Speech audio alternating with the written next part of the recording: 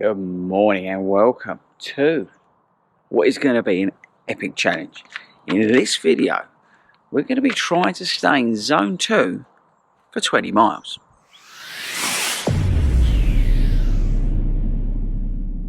So it's Saturday, long run day, and as usual, guess who I'm waiting for? Yeah, he's on his way. Milk Float's probably run out of charge, so he's had to push it here, I'm guessing. Anyway. This video, like I said at the start, is all about Zone 2 training. Now I'm going to put something up on the screen to give you some of the details about Zone 2 training and some of the bits and bobs that are sort of the key takeaways about it. But the reason that we do it, or we're going to do it today, is because it's all about training in that Zone 2 where you're sort of building that aerobic base, but you're not going into other energy systems where you're going to be using glycogen stores up and all that kind of stuff. We're going to be staying in that fat burning process where we're going to be building our aerobic base. We're going to be keeping it nice and steady, nice and tight in terms of our pace and our heart rate. We're going to be training to heart rate today. I've got strapped on here, you can't see it, but underneath there is a Polar, I think they're called Verity. I'll put it up exactly what it is. Heart rate monitor. It's not a chest strap. I don't like wearing a chest strap when I've got this thing on. I have the Polar on my arm, and I can usually sometimes, if I've got a vest on, I put it up on my bicep. But what I like to do is I like to wear that when I've got my hydration pack on, and I found the differences in the sort of readouts is marginal compared to the chest strap. Tobe's going to be wearing the HRM Pro. We'll come on to that in a minute when he gets here, if he ever gets here. And he'll just give you a bit of insight. I've got it tied up to the Fenix watch, so I'll be using that today. We'll be monitoring it, and the cool thing is with the Fenix, it's got on the data screen my zone, so I can stay within that. But we want to do this 20 miles in zone 2, so we max out the aerobic effect of the run. And yeah, I think that's probably about it. We'll get into a bit more about this sort of training as we get into the run. But hopefully Toby is going to be here in a minute, because I'm starting to get cold.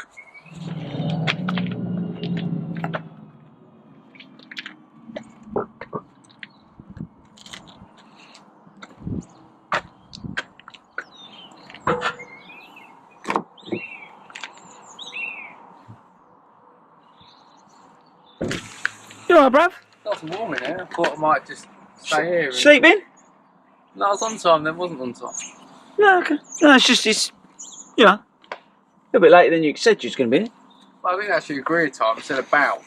And the blue shorts, people. The blue shorts are here to match the Milk Float. So yeah, he's here, look. I'm doing these sprints.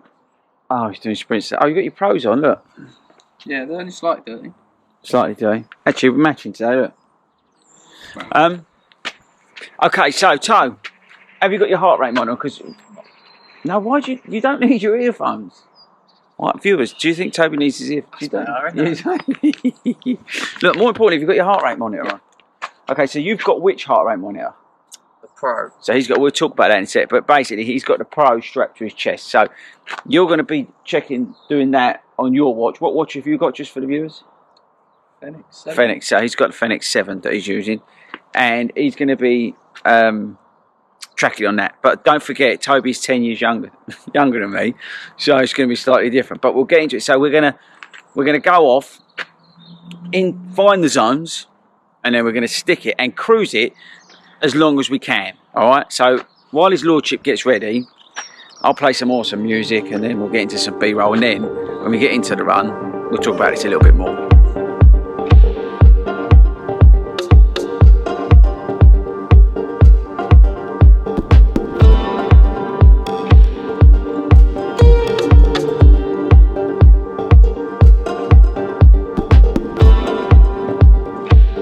Okay, so heart rate training, but we're talking about zone 2, right? And training and doing runs in zone 2 specifically today. Okay, now there's a lot of information out there, people. It's called different things. Google it, research it, and I say this as a bit of a warning, a disclaimer, because I did a video once, Tobe, about heart rate training, and I got rinsed by all the lovely people who know better than me, and they were actually quite harmful in some of the stuff they were saying. So I actually removed the video because I don't need that hate in my life. So I'm just going to put this out there as a disclaimer, right? this is only our opinion, it doesn't really matter. A small snippet of it. Yeah, small snippet of information. Just go out and check it for yourself. But what we're going to talk about today is working at that zone 2 level, building that aerobic base. Like I said at the start, I'll put some bits up, check that out. But so in terms of effort level and all that kind of stuff, we are, if you haven't got a heart rate monitor, we're looking at a conversational pace the whole way, pretty much. Yeah. Nice and chatty, which for Toby, which he's going to love. You know, you shouldn't be struggling to talk. You should just be able to have a conversation for the 3 hours or whatever you're doing it for. It's all about less impact on your body. You know, you're not wrecking your muscles, you're not wrecking your joints by running at this easy pace. But most importantly, you're burning the fat stores. You're not going into different energy zones where you're starting to convert, you know, and use glycogen stores and all that kind of stuff. We want to be in that real nice, easy fat burning process where we're using a little bit of carbs, just a little bit, but not too much. The benefits also in terms of, you know, your muscles, and it does shoot out some of the lactic acid if you do it right. Toby, that's fair comment, isn't it? It doesn't. It helps build certain parts of your muscles which will transport lactic acid out of your body. There you go. So that's what I was trying to say, but you said it better.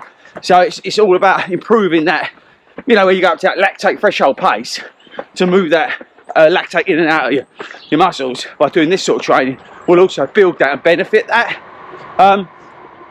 What else, Tobe, in terms of benefits?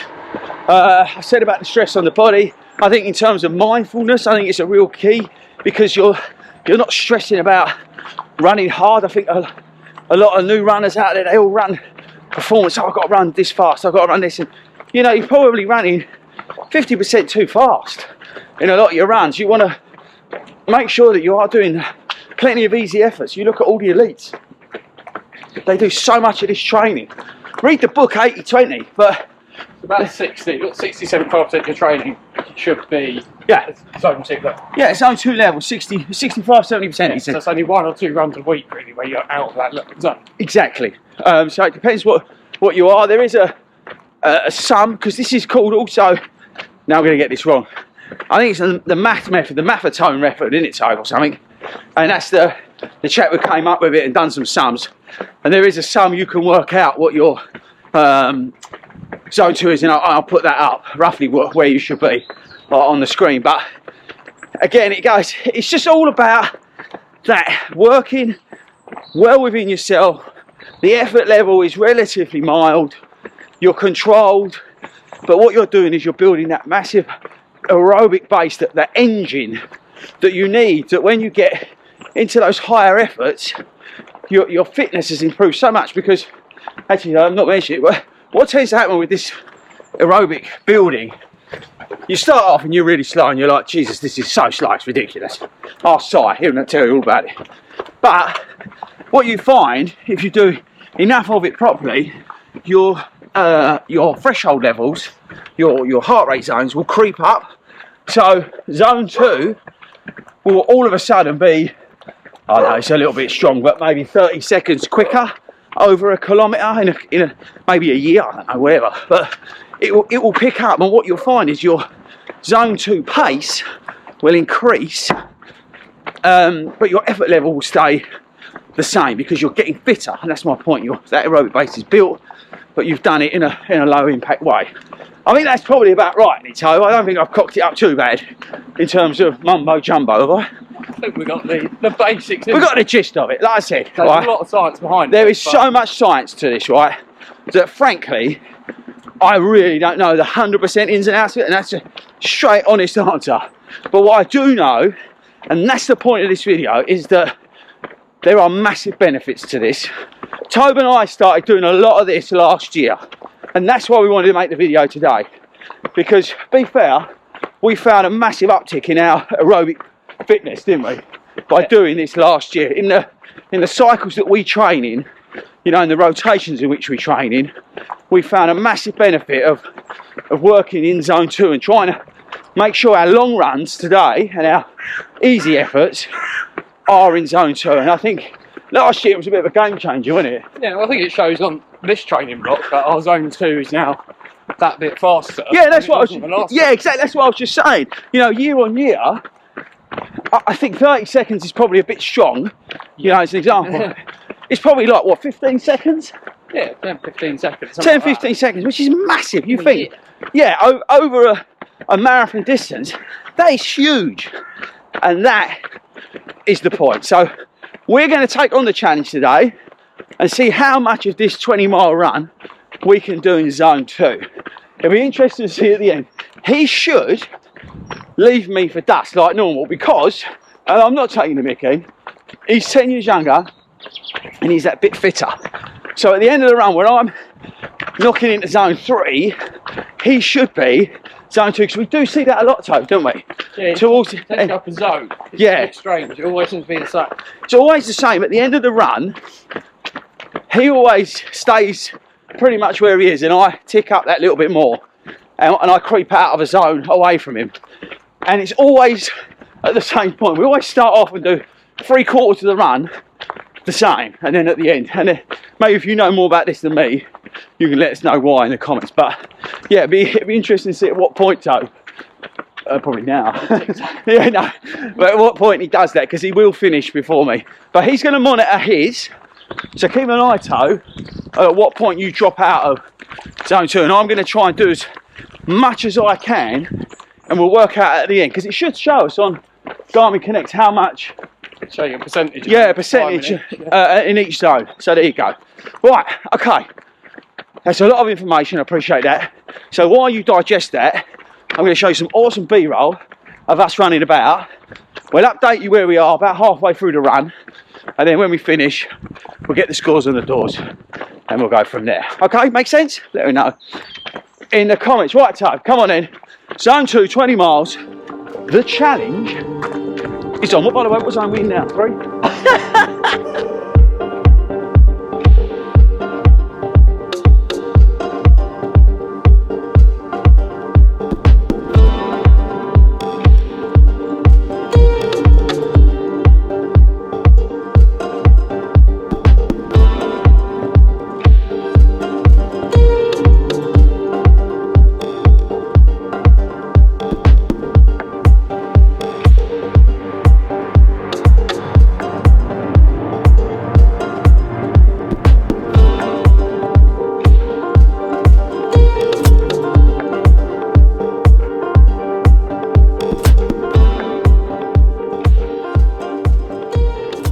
So 13 miles left, people, and we've just had an interesting combo going along here in terms of how the different heart rate monitors are tracking it, but also the differences and discrepancies. Now, firstly, I was just saying to Tobe, do we need to go up and over? Can we? We'll go up. Oh, we'll go up. Watch out. My zone's going to go up to like zone 5. But no, what we were saying was that I've not tracked my heart rate in terms of wearing my monitor since October, November, right? Now, we've done high effort sessions where, to be honest with you, I should have been wearing my monitor, but I got out of the habit of doing it. So I do feel like my zones are not 100% accurate. I think that's fair to say, isn't it, Toe? Yeah, but unless you wear it constantly. Yeah, unless you wear it consistently. Yeah, consistently and constantly, you're never going to get true data, right? So that's something to bear in mind. And I do think, annoyingly, if we'd worn it at the 5k, we would have got our zones bang on. But that said, what is interesting as we're going along here is that I'm obviously on my arm, and he's on there, and we're 10 beeps out. And as I go up, he goes up, but he's staying still within zone 2. I find at the moment that I'm tracking outside of zone 3 a bit too much, even though my pace is consistent. Now, I don't know whether that's because, you know, it's just one of those days and maybe my heart rate is elevated. Oh, I'm going to get eaten. He's going to get, where's he gone? Yeah, what's I saying? Okay, is that there's something that underlying that's making my heart go faster. That could be something, Toby's generally, like we say, a little bit more chilled out as a human being than me, so again, his zones will be a bit different and he's younger, so that could equate to that. But the data is 10 beats, isn't it, Toe? Yeah, But, tracks. but what was confusing me was that I was going into a different zone earlier than we ever have done. Yes, this is, you know, with fitness-wise, we're different to where we were at the end of the last rotation. But still, it's a little bit out, isn't it, Toe? Something don't feel right with my zones today versus normal, would you say? Yeah, but say the fact of not wearing the monitor as often Yeah. will affect. Yeah. Especially if it started picking up data from your wrist, Yeah. on your watch. Yeah, that's will true. skew it because That will screw it, won't it? Yeah, that will screw it out. Be out. Yeah, that's true. And obviously I've changed watches between London and this run. So again, that could have an impact. So I don't know how true actually my test is going to be today. So I'll keep monitoring it till halfway. Then I'm going to call it. I'll try and keep tracking to the zone 2, but you know, I'm now hitting the ceiling. I'm 2.9 at the moment. Although you know, my average is fine, but I don't know, there's just something not right with the data. And the reason we wanted to say this on the video is because it's really important to wear your heart rate all the time if you can, and track it and get as much data as you can to get the sort of most accurate reader if you are going to train like this. Okay, so we're 10 miles on the money. Well, slightly a bit about there, but 10 miles dead. Halfway for people who haven't worked it out. So halfway? Yeah. And I'm calling it, Toe. We're just discussing this. I'm now effectively, because my data is, I think, is a bit out. We've been chatting about it, and it just doesn't seem 100% right, does it? So I'm going to call it. I mean, I'm still going to try and maintain as much zone 2 as I can, but I'm going to try now and get my average in zone 2, whether that'll work or not. I'm just not comfortable with where, and again, this is a bad example today actually, because where we haven't worn the straps, I'm just not 100% with the data. So I'm going to go for average heart over 20 miles, which I appreciate is wrong, right, to a degree. Some of you could argue it's not, but I'm going to try and track it along there. My pace is way all over the place with the GPS today, so I'm just not feeling confident with the data. That's probably a fair thing to say, isn't it? Yeah. That's not. So what we're going to do in terms of the vid is Toe's going to carry on because he seems to be on track. So he's going to carry on to try and track it as best he can to see, more importantly, how you feel at the end. I think that's the gauge, and that's the last thing we were just saying, is that the point also of this is to aid your recovery, and the biggest takeaway will be for me, how do I feel at the end of the run? How do I feel, you know, 3, 4, 5, 6 hours later in terms of recovery? That's a gauge for me, and that's why, again, zone 2 training is good. So I'm going to scrap trying to track it as I have been literally, so it's zone 2 the whole way. I'm now going to try and track it for average, but I'm not 100% even on that. But Toe is going to try and complete the run in zone 2, see if he can do it as part of the challenge. So right, you're up to date. I'm going to speed through this next bit of video because I think you've had way too much B-roll. We'll catch up with you at the end of the run now. We'll fast forward and we'll catch you at the end of the run. Because otherwise, so this video is going to be like 3 hours long. Which well, you know, 3 hours of us. Yeah, 3 hours of us is totally awesome, but I appreciate, you've got to appreciate, Toe, most of the people have already stopped watching anyway. So, anyway. I'm still there watching. Yeah, well done for staying around this long. But anyway, we're now going to hit fast forward to when we get back, and we'll give you the scores on the doors and let you know how we got on with this 20-mile zone 2 challenge, which I basically just failed. Yeah. Didn't prepare for. Didn't prepare for, yeah, fair play. Right, get ready, fast forward, let's go.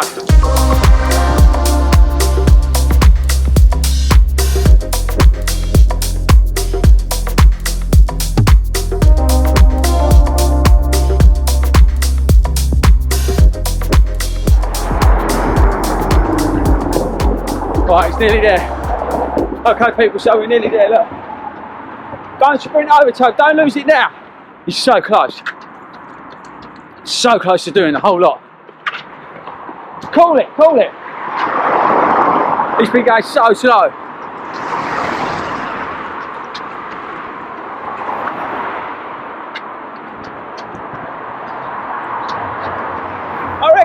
to the end anyway, just to make sure. Run to the end and make sure.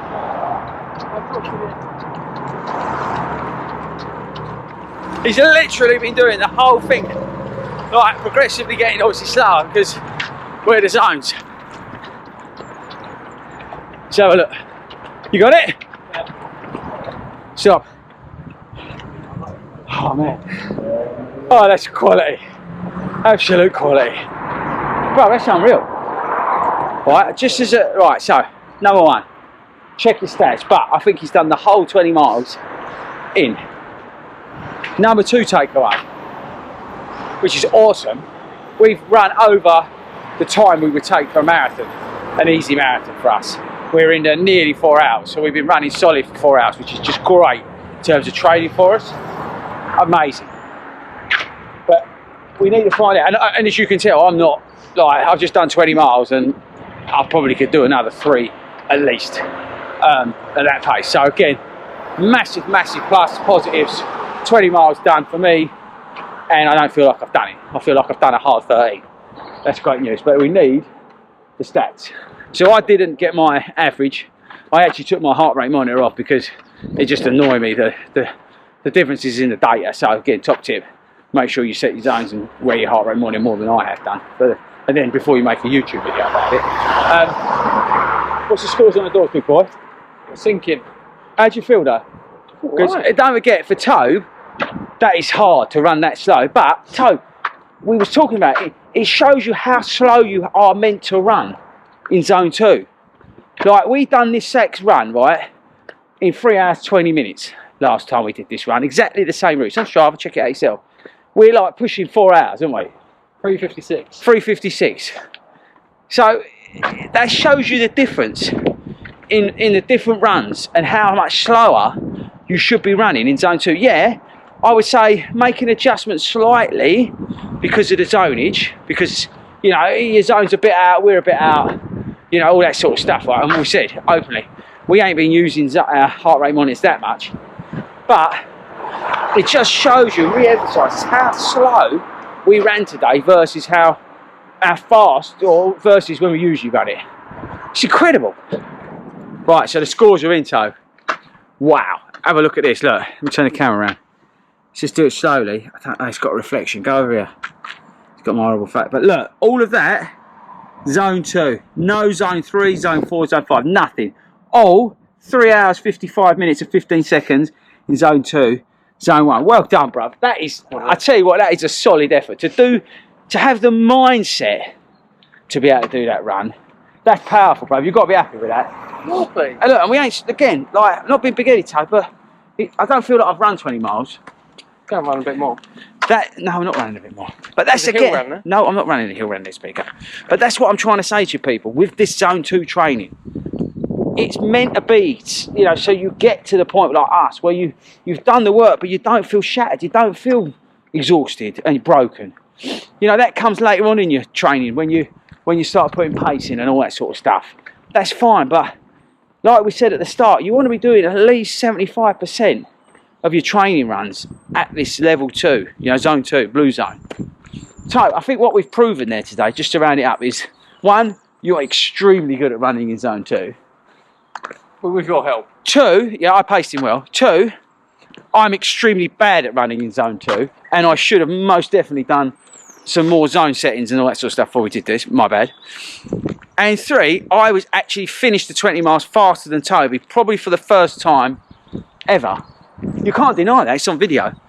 So there you go, people, that's it. That's why you wanted me to run. So top tip, if you want to run faster than your faster mate, make him run in zone 2 and you run a little bit faster. I'll catch you guys later. Say bye, Toby. See you later.